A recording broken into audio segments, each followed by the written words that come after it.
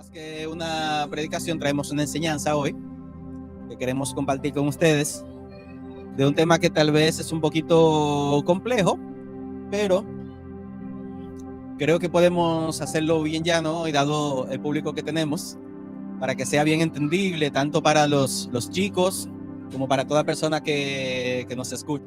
Para esta enseñanza es muy importante que estemos viendo pues la palabra y que leamos cada cosa, ¿verdad? Que estemos hablando y tratando hoy, porque es una enseñanza que debemos verla por nosotros mismos en la palabra. Así que le voy a pedir a cada uno que tenga pues su Biblia en mano, su dispositivo, y vamos a empezar a ver algunas cosas, porque quiero tratar un tema que tiene que ver con las profecías, poder conocer el futuro desde antes que pase. Pues sepan que en la palabra de Dios hay muchas cosas que nos ayudan a conocer el futuro antes de que pueda pasar. Y por eso están los profetas de la palabra de Dios, de la Biblia, no solamente para corregir al pueblo, para enseñar o para juzgar, sino también para decirle los eventos que van a venir en el futuro. O sea, los profetas tenían esas asignaciones. Y hoy vamos a ver parte de un profeta que se le mostró no solamente la venida del Mesías, sino también el fin de los tiempos. Y cómo eso hasta hoy nos afecta. También vamos a ver o vamos a poder clarificar algunos temas sobre pues, la profecía del fin de los tiempos y de la venida de nuestro Señor. Aunque este es un tema pero muy extenso, no me voy a tomar mucho tiempo, sino a dar como unas bases de este tema, porque sí es verdad que se habla mucho de eso, pero no se estudia tanto, en el sentido de que uno escucha lo que alguien dijo, pero no lo comprueba por sí mismo en la palabra, sino da por sentado lo que otra persona dice. Que nos dicen, por ejemplo, cuando el Señor venga va a ser así, así, así, así. Y uno dice, sí, así mismo es. Pero realmente, como en muchas cosas que hemos vivido antes, no las entendemos porque no las escudriñamos por nosotros mismos, sino que aceptamos lo que cualquiera nos venga a decir. Y hay cosas que incluso pueden llegar a ser mitos, pero si uno no lo escudriña por sí mismo, se hace verdad y se hace realidad. Ok. Lo primero que quiero enfatizar es que no solamente Mateo 24 habla de la venida del Mesías y de los últimos tiempos en los evangelios. Eso es algo muy importante de enfatizar por la siguiente razón. Una vez un pastor y maestro que tenía me enseñó lo siguiente: para que un testimonio sea verdadero, es importante ver lo que dicen los testigos del testimonio. Y aunque los testigos puedan diferir en algunas cosas, en las cosas que están de acuerdo, es lo que podemos verificar como hecho real. Cuando, por ejemplo, mi hermana acá ve que pasó un accidente y un carro chocó contra un poste y otra persona, hay 2 o 3 personas que ven lo mismo, pero hay uno que dice, bueno, se le atravesó un gato y por eso el tipo dobló y chocó contra el poste. Y hay otra persona que dice, bueno, él evitó un motorista y para no darle al motorista le evitó y chocó contra un poste. Y viene otro testigo y dice, no, que se le pinchó una goma y al final chocó contra un poste. Bueno, hay distintas versiones del asunto y como que no sabemos cuál es la real, pero hay un hecho que es real. El carro chocó contra el poste. Esa parte no hay que verificarla porque hay distintos testigos y aunque haya cosas que alguno difiera, ¿verdad? El testigo, pero si hay algo que es comprobado por todos, entonces comprobamos que es un hecho real. Por lo mismo, quiero que todos vayan conmigo a Lucas 21, porque la parte donde los discípulos le preguntan cuáles serán las señales de tu venida y del fin de los tiempos, no solamente se evidencia en Mateo 24, sino también Lucas 21 y Marcos 16. Entonces vamos a estar viendo Lucas 21 y Marcos 16 y Mateo 24, para ver en qué cosas ellos están de acuerdo y en qué cosas cada uno dice algo un poco diferente. Ok, esta es la versión, la Biblia de las Américas. Lucas 21-25 dice: y habrá señales en el sol, en la luna y en las estrellas, y sobre la tierra angustia entre las naciones, perplejas a causa del rugido del mar y de las olas. Desfallecidos los hombres por el temor y la expectación de las cosas que vendrán sobre el mundo, porque las potencias de los cielos serán sacudidas. Y entonces verán al Hijo del Hombre que viene en una nube con poder y gran gloria.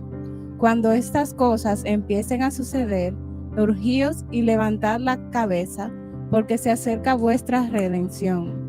Y les refiero una parábola. Mirad la higuera y todos los árboles.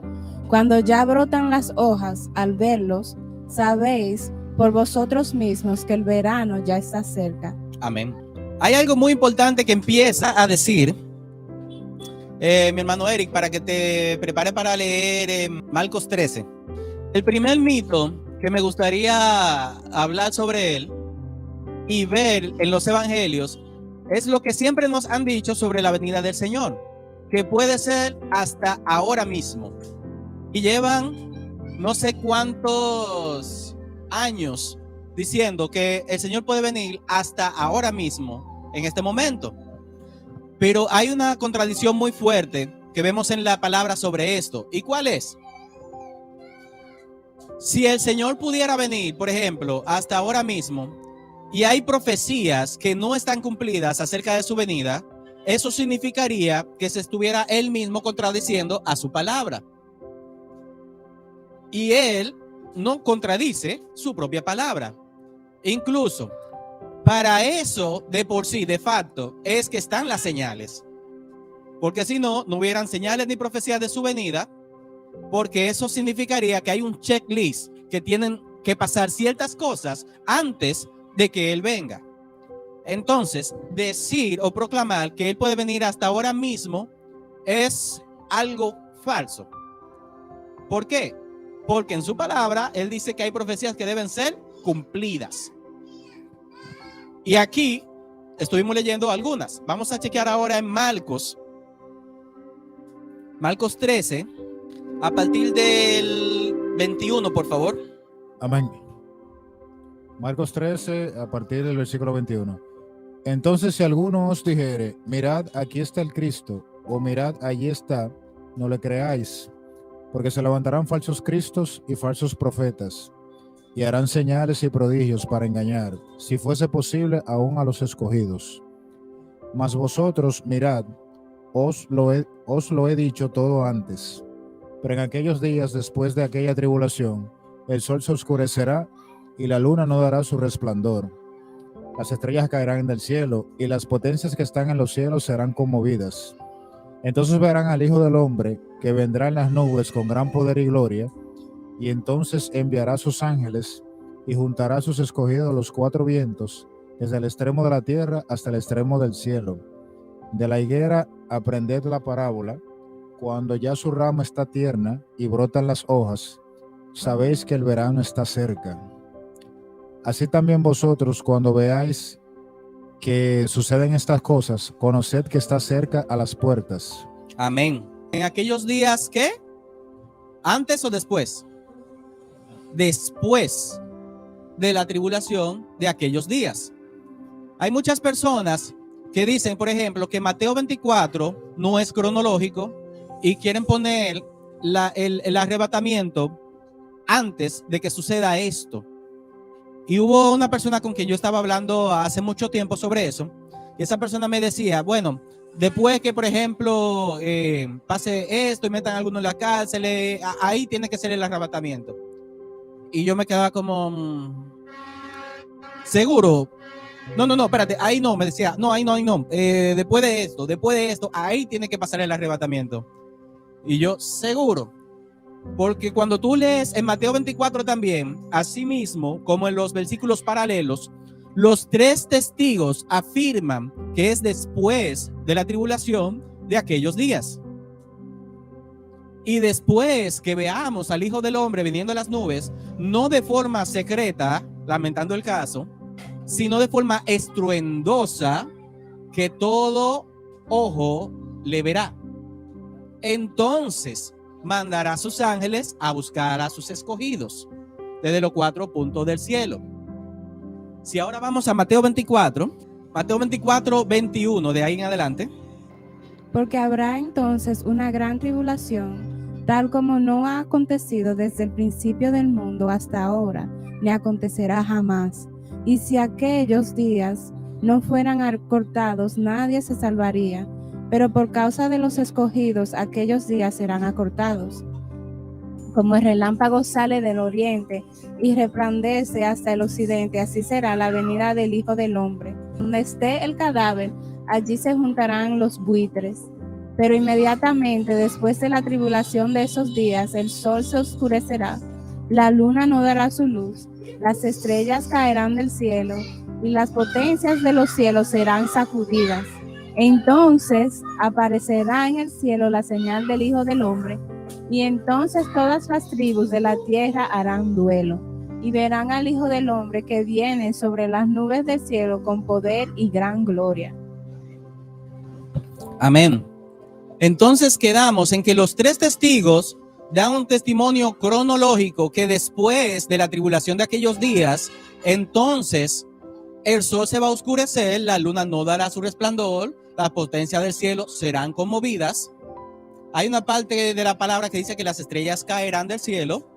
Y si vemos, hay algo interesante ahí, porque después vamos a chequear en Apocalipsis qué son esas estrellas. Ustedes saben que las estrellas son comparadas con los ángeles o los demonios, o sea, las potestades de los aires. Las estrellas a menudo son comparadas con ellos. Y ahora mismo vamos a pasar allá al libro de Apocalipsis. Pero en la versión del lenguaje actual, hay una parte que me gusta. Ustedes saben que dicen que la venida del Señor será rápida como un relámpago. O sea, que será tan rápida que nadie lo verá. Y hay películas que popularizaron esto, como Dejados Atrás y otros libros, ¿verdad? Pero antes, eso no se predicaba en el tiempo antiguo. Eso se vino predicando de un tiempo relativamente corto para acá y popularizando, especialmente en Biblias como la Biblia Scofield. Ellas empezaron a popularizar eso de que seremos raptados y el avión se quedará sin piloto y todo el mundo se quedará. ¿Y dónde están los cristianos? ¿Y qué pasó? Pero en la palabra, cuando vemos en los tres evangelios, no lo relata de esa manera, sino que relata la única parte que se asemeja a un arrebatamiento es cuando los ángeles van a buscar a los escogidos de todas partes del mundo. Y los tres evangelios concuerdan en exactamente lo mismo. Y en ningún lado aparece algo parecido a un arrebatamiento antes de esa parte. Cuando ya el sol se oscurece y hay un estruendo y todo ojo le va a ver y el mundo entero hay un caos tremendo. O sea, que es un evento no secreto, sino estruendoso, grandioso y que todo el mundo lo sabrá. Y cuando habla de relámpago, en esta versión del lenguaje actual dice lo siguiente: todos me verán, pues mi venida será como un relámpago que ilumina todo el cielo. O sea, que cuando dice en la versión Reina Valera que se muestra del oriente hasta el occidente, creo que es, no habla de la rapidez, sino de la visibilidad. No de la rapidez del relámpago, sino que cuando viene un relámpago y hace esto, ¡pum!, se ve en todo el cielo, ilumina todo, se ve en todo lugar. Entonces eso es otro de los versículos mal interpretados del texto de la venida del Señor. Es muy importante que veamos todos con ojos nuevos, no con teorías preconcebidas de lo que nos dijeron, sino examinar la palabra desde un punto diferente. La palabra dice que todo ojo le verá. Amén. También vamos a ver en Apocalipsis 12 qué exactamente está pasando en los cielos en los tiempos finales. O Si hay alguno que esté conectado por ahí, vaya conmigo a la palabra también. Siga con nosotros porque hay algo muy interesante que vamos a descubrir en la palabra, donde exactamente es que dice quién será quitado, quién es que será quitado, que detiene el advenimiento del anticristo. En Apocalipsis 12 vamos a ver algo muy interesante de algo que está pasando en los cielos. Apocalipsis 12 nos da un resumen de una historia bastante larga, donde habla del Mesías y de los tiempos finales. Ahora, muchos acuden a este versículo sobre la caída de las potestades que pasó en el pasado.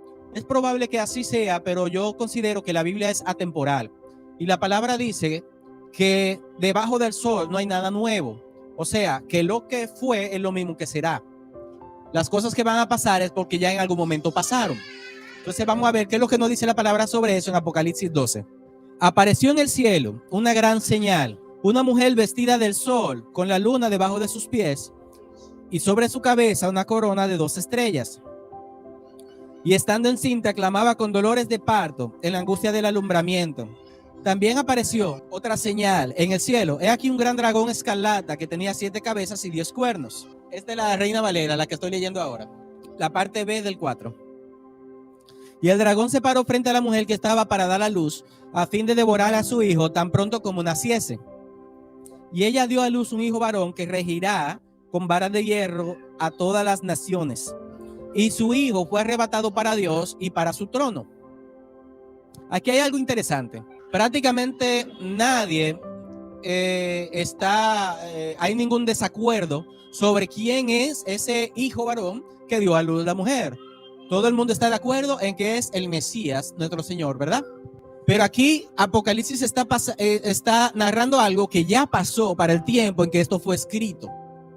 Porque ya el Señor había nacido, ya iba a estar en los cielos. Incluso Apocalipsis es el testimonio de Jesús, de la profecía, que es el espíritu de la profecía. Entonces el Señor está narrando aquí una historia bastante interesante. Después de que dice que su hijo fue arrebatado para Dios y para su trono, dice que la mujer huyó al desierto, donde tiene un lugar preparado por Dios para que allí la sustente por 1270 días. Ahora esta es la parte que quiero enfatizar, que en mi consideración todavía no ha pasado, aunque muchos acuden a que eso ya pasó porque fue la guerra en los cielos. Y como les dije, es probable que así sea, porque la Biblia es atemporal. Hay cosas que pudieron pasar en el pasado y van a pasar ahora en el futuro. Entonces leemos lo siguiente. Después hubo una gran batalla en el cielo.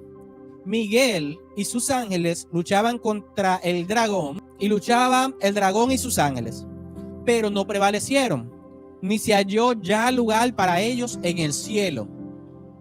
O sea, que tenían un lugar en el cielo hasta ese momento. Miguel y sus ángeles tuvieron ese combate, o van a tener ese combate celestial, y vieron que ya el dragón no podía prevalecer y ya no había más lugar para él en el cielo ni para ellos. Si vemos en otros pasajes de la Biblia, vemos que hay gobernadores y potestades celestiales. Vemos igualmente cómo Daniel, en el libro de Daniel, el príncipe Gabriel tuvo que luchar contra el príncipe de Persia, que estaban en la potestad de los aires, y tuvo que venir Miguel en su ayuda. O sea que en los aires hay potestades, y como sabemos, en las regiones celestes hay potestades, ¿verdad? Que son territoriales, que están en el segundo cielo. Pero para este momento ya no se halló más lugar para ellos en el cielo, para este momento cuando esto pase. Y dice lo siguiente: pero no prevalecieron, ni se halló ya lugar para ellos en el cielo. Y fue lanzado fuera el dragón, la serpiente antigua, que se llama Diablo y Satanás, el cual engaña al mundo entero. O sea, que para ese momento Satanás estaba en su misión de engañar a todo el mundo. ¿Y por qué estaba allá? Porque él tiene un lugar especial en los cielos. Eso lo vemos en el libro de Job, como el acusador de nuestros hermanos. Él tiene un libre acceso al cielo para hacer su trabajo de fiscal, acusador. Como vimos en el libro de Job, él se presentó junto con los hijos de Dios y el Señor le preguntó: ¿tú qué haces por aquí? ¿Ok? Ustedes saben esa historia. El cual engaña al mundo entero, fue arrojado a la tierra y sus ángeles fueron arrojados con él. El número 10. Entonces oí una gran voz en el cielo que decía: ahora ha venido la salvación, el poder y el reino de nuestro Dios, la autoridad de su Cristo, porque ha sido lanzado fuera el acusador de nuestros hermanos, el cual los acusaba delante de nuestro Dios día y noche.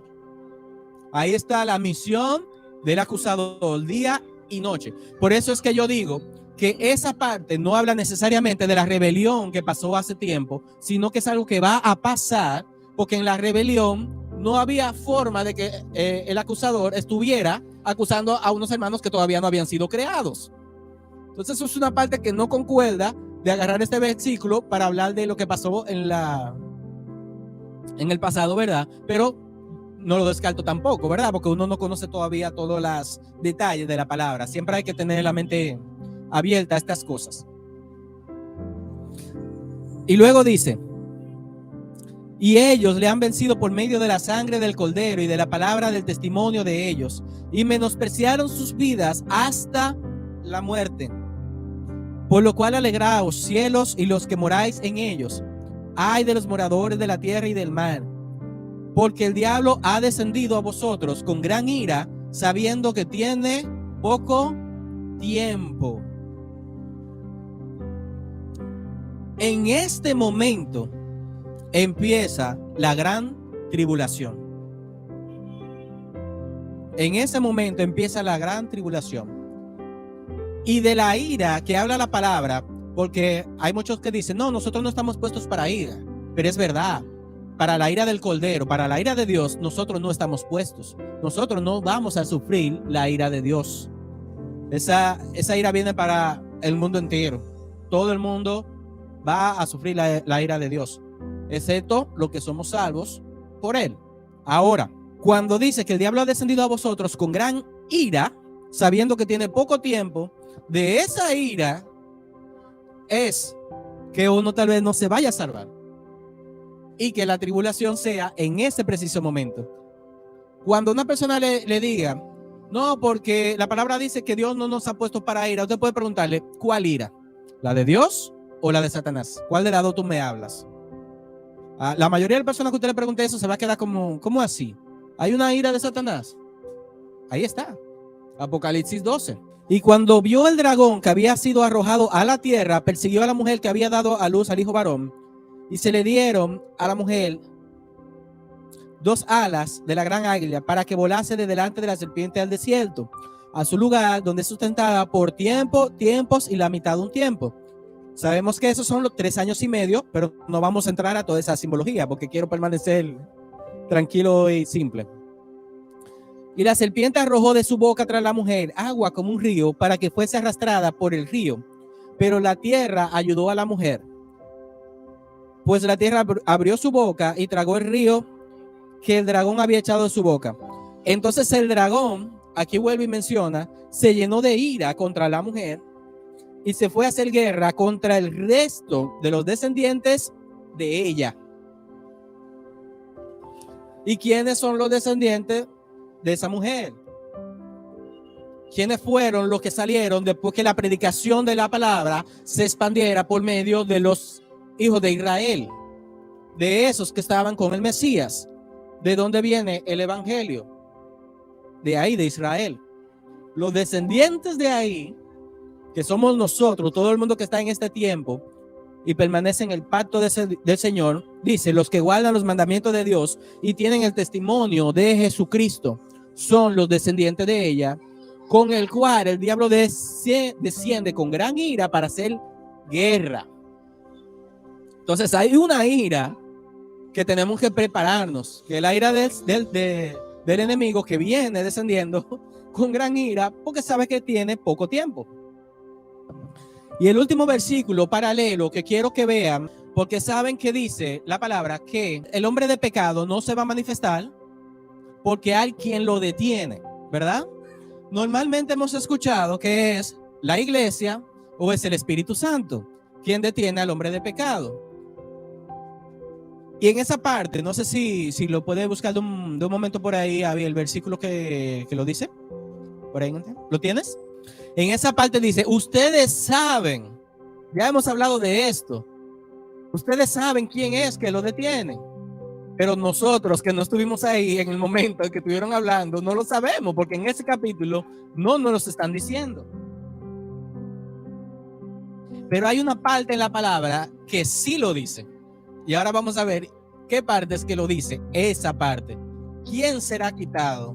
Hay que mencionar también que a partir del versículo, ya que el versículo no aporta luz clara de quién va a ser quitado, se formó una doctrina en base a tratando de encontrar el hueco de quién sería quitado. Entonces muchos teólogos y la gente que estudia escatología entendieron que quien tenía que ser quitada era la iglesia, para que entonces se manifestara por el inicuo. Otros también decían que era el Espíritu Santo, porque si el Espíritu Santo está en la tierra, el inicuo no puede ser manifestado. De ahí se formaron varias especulaciones, porque siempre van a ser especulaciones si la palabra no lo dice tal cual. Lo que la palabra dice tal cual deja de ser especulación. Y el versículo va a ser 2 de Tesalonicenses 2. Voy a leer desde el versículo 5, que dice: ¿no os acordáis de que cuando yo estaba todavía con vosotros os decía esto? Y vosotros sabéis lo que lo detiene por ahora. O sea, ellos sí lo sabían, pero en el versículo no lo dice. Dice, vosotros sabéis lo que lo detiene por ahora, para ser revelado a su debido tiempo. Porque el misterio de la iniquidad ya está en acción. Solo que aquel que por ahora lo detiene, lo hará hasta que él mismo sea quitado de en medio. Pero nunca dice quién va a ser quitado. Así es. Pero en Daniel capítulo 12 revela quién será quitado en ese momento, para ver quién detiene el advenimiento del antimachía. Daniel capítulo 12. Y lo más interesante que a mí cuando lo estudié esto, me voló la cabeza totalmente, es que Daniel 12 está conectado con Apocalipsis 12. Dice la palabra así. Y me dicen, este es el último capítulo de Daniel, y me dicen si esto no les suena a las cosas que van a pasar en el tiempo del fin específicamente. Dice versión Reina Valera, el tiempo del fin. En aquel tiempo se levantará Miguel, el gran príncipe que está de parte de los hijos de tu pueblo, y será tiempo de angustia, cual nunca fue desde que hubo gente hasta entonces. Pero en aquel tiempo será libertado tu pueblo, todos los que se hallen escritos en el libro, y muchos de los que duermen en el polvo de la tierra serán despertados, unos para vida eterna y otros para vergüenza y confusión perpetua. ¿Notaron algo interesante en ese versículo? Una definitivamente habla de los tiempos del fin. Incluso habla de la resurrección de los muertos que va a pasar en el tiempo del fin. Otra cosa, la resurrección de los muertos, no puede haber forma alguna que algo así sea secreto. No hay forma. Eso no se puede esconder. En esta versión dice, en aquel tiempo se levantará Miguel. Pero en la versión Kadosh dice, en aquel tiempo se levantará Miguel, entre paréntesis, será quitado. La persona o el ente que va a ser quitado de la tierra es el ángel Miguel, que es el que detiene el advenimiento del antimachía. ¿Por qué? Porque él es que defiende a los hijos del pueblo de Israel. ¿Y cómo se conecta con Apocalipsis 12? En la guerra que hay en los cielos. Cuando Miguel es quitado de la tierra, va a los cielos a hacer guerra contra el dragón y sus ángeles que están en las potestades, y los arrojan del cielo, porque ya no hay cabida para ellos en el cielo, y ya no hay forma que el enemigo empiece, o sea, siga con su trabajo de acusar a los hermanos de día y de noche. Entonces es que el dragón desciende con gran ira. Por eso dice, cuando Miguel se levante, el gran príncipe que está de parte de los hijos de tu pueblo, será tiempo de angustia, cual nunca fue desde que hubo gente hasta entonces. O sea, la gran tribulación. Quiero mencionar que la razón por la cual a los que fue escrita la carta sabían ese misterio, a causa de que Pues, está escrita desde el contexto cultural de los judíos.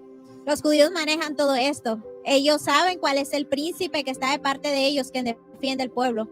Por esa razón es que yo veo a quien escribió la carta, lo vio necesario mencionarlo, porque es como redundar de algo que el pueblo ya sabía. Sencillamente pasó por aquí, lo dije y me fui.